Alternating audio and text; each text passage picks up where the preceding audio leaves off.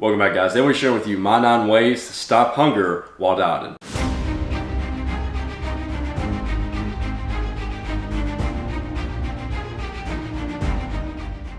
So for my first tip, I recommend you implement some carbonated drinks into your diet. And by that I mean like sparkling water, carbonated water, or diet sodas. I would not do regular sodas because if you do regular sodas, that's going to increase the amount of sugars and calories you're consuming in your diet. And if you're on a diet, you're on a diet for a reason. You're trying to lose weight, and having those extra calories coming in from liquids is just going to set you back. So if you're going to implement carbonated drinks, I recommend you do diet soda or you're doing carbonated water of some sort. And the reason I recommend this is because some people don't feel full when they're eating or when they get done eating. It gives that feeling of fullness. So you're more satiated, during the meal and then after the meal. And even after you burp the carbonation out, I feel like it's giving you a little bit more time with the meal in your stomach. And now going on to the second tip, which is you need to give yourself time after you have your meals. Usually when you're on a diet, you're measuring out how much rice, how much chicken you're having. You already know how much calories you're consuming in the meal that you're sitting down to eat. But sometimes when we eat that meal and we get up and it's been 15 minutes and we're still hungry, we'll immediately go back to the fridge or start wandering around the pantry wondering what snack is okay for us to fit in right now because we're just so hungry. And if you have, like I said in tip 1, carbonated drinks, carbonated sodas, carbonated waters, that's something you can grab that's 0 calories that could help you feel a little bit fuller for the time being until you get to your next feeding window. But the second tip is for you to wait at least 30 minutes after you consume your meal. That way your body has a chance to kind of rope back in the ghrelin hormone, which is responsible for hunger. And after it realizes it's been fed, that ghrelin suppression is really going to help you in just overall feeling full. And it also helps if you're finding yourself busy or during the work week and you're not just sitting around in the kitchen or sitting around the house where the kitchen is easily accessible. I feel like once you start getting busy after your meal, you just kind of forget about it, So if you're able to be busy, that's also something to recommend. But now moving on to the next tip, which is just drinking water and hydration overall. Sometimes we can feel hungry and it's actually our body trying to get more moisture in through foods. So a lot of the time for individuals that aren't really keeping up with their water intake, by the time you're feeling thirsty, you're already dehydrated. And by keeping hydrated and filling your stomach with water, your stomach's gonna be fuller for longer. And now moving on to the next tip, this is really easy for my coffee lovers, but you need to be getting in caffeine. Some can argue that energy drinks are unhealthy for you, and to some extent I would agree with that, so I think black coffee is the way to go. When you consume caffeine, it can suppress your appetite levels by lowering the ghrelin in your body, and overall just lowering the feeling of hunger, but it also gives you that little energy boost. So both of those working side by side with each other are gonna help suppress your appetite at least for another hour or 2. I don't think this is a long-term solution. Like I wouldn't be throwing back, energy drink after energy drink or, drinking a coffee cup, every 2 hours. But I think, if you're really struggling in the morning times or the midday, like I usually break my fast at 12.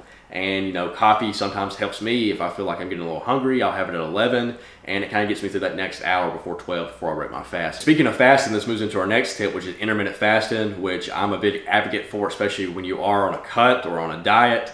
And I think it's just a way to reduce your amount of time for feeding, and not to mention the health benefits that come along with intermittent fasting, such as increased HGH levels, which is responsible for muscle growth and can help your recovery, but also its function for overall metabolic health. Fasting is very good for your cellular health. So by intermittent fasting, you're reducing your window for feeding, so there's reduced time for you to be able to eat throughout the day, and you're also getting the health benefits that come from it. And for me personally, when I intermittent fast, which I'm doing right now because I'm on a cut, I stop eating at midnight and I resume the next day at noon at 12. So that's 12 hours that I'm not eating, and so now I only have 12 hours to eat. And so there's just less time for me to overconsume calories. And honestly, I feel like when I do eat breakfast, I wind up losing calories that I could be having at night, because for me personally, I'd rather have those calories closer to bedtime because I like going to bed full. I don't like eating very little right before bed because I feel like I'm really hungry, and if anything, I'm gonna overeat at night. And I've also noticed when I do have breakfast in the morning, I wind up becoming more hungry before it's even noon. Like it'll be only like 10 and I'll have ate around like 8 or 7 and I'll be starving. And then it's really a struggle for me to even get to 12. So intermittent fasting just overall is just better for me.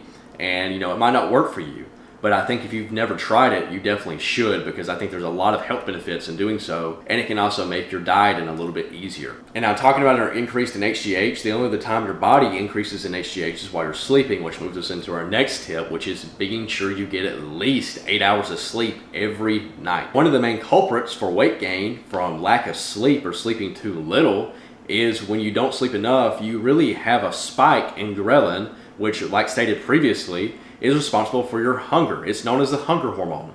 So you're going to feel more hungry if you don't get enough sleep. And not only that, but if you're not getting enough sleep, you're reducing the ability for your body to recover, and it's already struggling because it's on a caloric deficit right now, to recover from your workouts and to maintain your muscle mass that you have right now and your strength. So if you really want to help mitigate the strength and muscle loss, and also decrease the amount of hunger you're feeling in the day, you need to be sleeping at least 8 hours. So these last few tips, we're going to talk about your diet and what you're consuming. So when you're in a caloric deficit or dieting, I really recommend you have a higher protein intake than what you normally would have. So, normally, it's recommended, have 0.5 grams of protein per pound of body weight, but I recommend you have 0.7 to even up to 1 gram of protein per pound of body weight, especially if you're sub 200 pounds. But if you're over 200 pounds, I really recommend you stick closer to the 0.7 grams per pound range. However, the main culprit for muscle loss and muscle atrophy during a caloric deficit is the lack of protein. A lot of the times, you're not consuming as much protein, especially in a caloric deficit. You're consuming, maybe more carbs,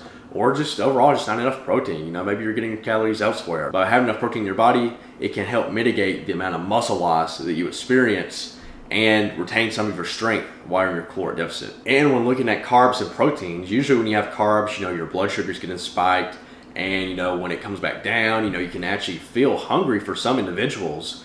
And when you have protein, it's actually stabilizing your blood sugar levels, and it's going to make you feel fuller for longer because it takes longer for the body to break down. And the next tip I recommend is having some sort of vegetables in your fridge, in your house, because they're very low calories. And the reason you would want to have these, even though they don't provide a lot of nutritional value, they can be something you can add to your plate of, rice and chicken, to give you something that's a low calorie option, low calorie density food, and that way you can have more volume. And so by having these vegetables on hand, when you're feeling that little bit of hunger come in, and you have to have something, it gives you an option to eat without really consuming or messing up your diet and consuming a shit ton of calories. And so even if you take like spinach, for example, 2 pounds of spinach is a little over 200 calories, which I don't recommend you eat 2 pounds of spinach. But what I'm saying is you could eat 2 pounds of spinach for the same amount of calories as, let's say, a Snickers bar, which is absolutely absurd if you look at how small a Snickers bar is. And that's why a lot of people, when they're dieting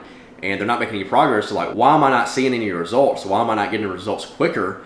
And half the time the nutrition is out of whack, and they think that they're doing great because they're not eating a lot of food, but the food that they're eating is just bad food. It's really caloric dense, and so they're just consuming more calories than they actually believe they are. By adding these vegetables to your meals, it's just giving you a little bit extra food and volume to put in your stomach, and it's just going to help you feel full for longer. My last tip, which is reduce liquid calories.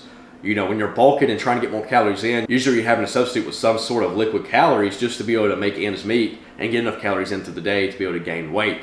And that's where most people are getting their calories from, is from liquids. You go to McDonald's or Burger King or some fast food place and, get a large sweet tea, and there's your extra 400, 500 calories because of how much sugar they add in that, And, you get a soda, and it's about the same amount of calories for a large. So a lot of Americans especially are getting a lot of calories throughout the day just from sodas and drinks alone, not to mention the amount of sugars you're consuming by having a lot of sodas throughout the day. So that's why I really recommend, if you really got to have your sodas or something carbonated, like I said in the beginning of the video, I really recommend you have carbonated water or some sort of diet soda. If you guys got any other tips to share with people that are dieting, or diet tips that you use for yourself, let me know in the comments down below. Hope you guys have a good morning, a good night whenever you're watching this, and I'll see you in the next one.